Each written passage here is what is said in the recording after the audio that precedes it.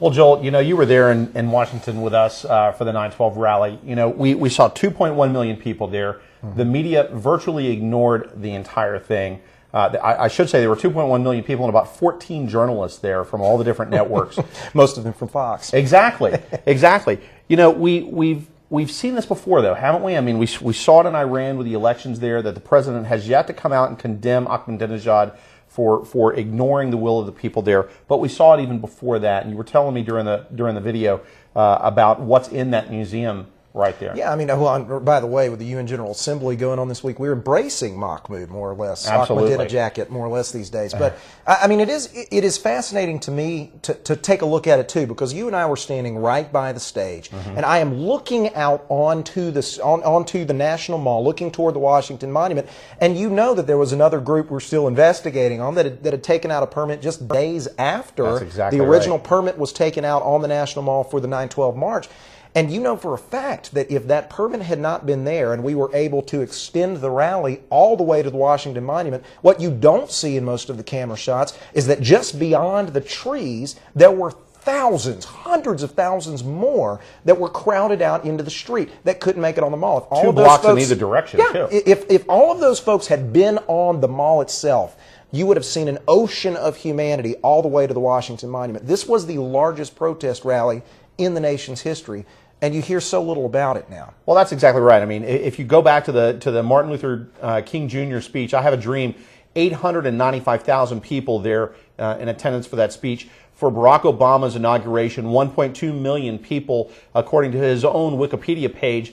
And here you had 2.1 million people, Joel, and the news media virtually ignored it. A tree fell in the forest, and nobody heard it. But, back during President Reagan's tenure as our leader, the best president, in my opinion, in our lifetime, you saw the people in Germany, both East Germany and West Germany, come together because they were tired of the wall dividing them. And that is, it's fascinating because you saw the museum in that clip, and I had a chance just after the museum had opened, and it hasn't been open but a few years here, to tour that facility last year. And for a broadcast guy like yourself and myself, it's fascinating. You can spend a lifetime in there and not get through it.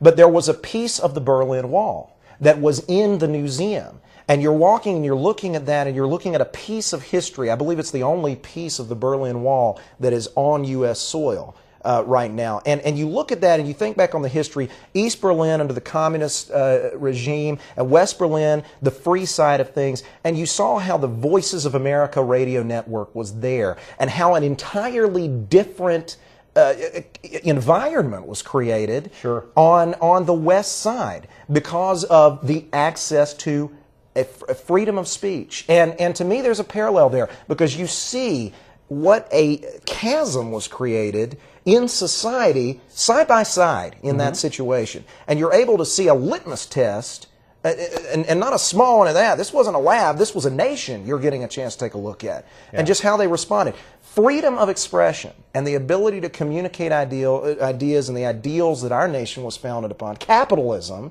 and things like that, freedom of expression creates an environment for growth. And that's under attack now. And yet you see it under attack. You see it under attack by the government. You see it under attack by this guy over at the Mark Lloyd over at the FCC, the diversity czar, who's trying to systematically get around. They can't bring back the fairness doctrine. You've worked in radio. They tried that. Reagan got rid of it. They've tried to bring that back. There was such an outcry, mostly because of Michelle Malkin and Rush Limbaugh and Sean Hannity and their listeners getting that word out there. But you don't just have it coming from the government. You have these large corporations. Of course, we, the American people, now own NBC, which is beloved to the dear leader, President Obama. So they're not going to cover anything negative about him at all. But it's up to us. It's up to operations like this, the American Patriot Network. It's up to groups like Red State and Michelle Malkin at Hot Air and all of these guys. This week we saw some citizen journalists basically dismantle the operation of Acorn. And where was the major media? They were absolutely creating journalistic malpractice. I mean, Charlie Gibson would have been there, but he didn't know. He didn't know anything about it. He doesn't have the internet. He gets a pass. Exactly. Because the man just didn't know. Clearly, it's a lot to cover when you're in the news. Well, he's busy. There's all those tea parties and socialite meetings, and of course the left-wing cabal. No, he didn't know anything about that. Well, listen, we're going to go back to Washington now and show you some more of the scenes there. And I really want you to pick up on this.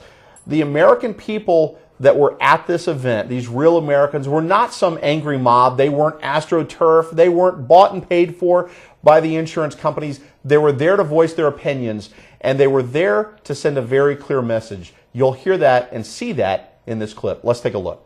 When you look at what our founding fathers set up and where we're at today, how close to that vision that they set out for us do you think we are?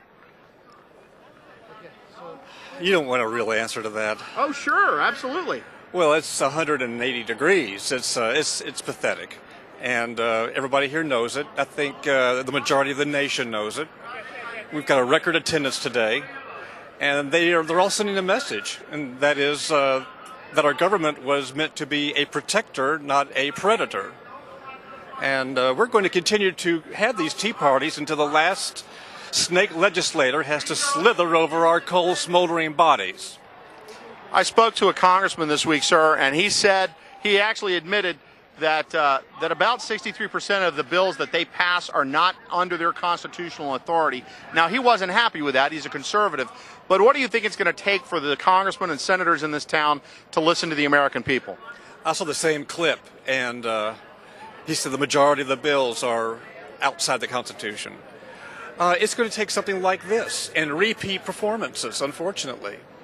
Somebody asked me the other day, are you making a difference? I said, 1 czar down, 3 dozen to go. What else can you say? But thank you for your time. Thank you, sir. All right. I'm mad, just like every other American here, and I came here to fight for my grandchildren because I want them to have the same freedoms that I grew up with. I'm just proud to be an American, and I want this government that we have right now stopped. We cannot afford socialism.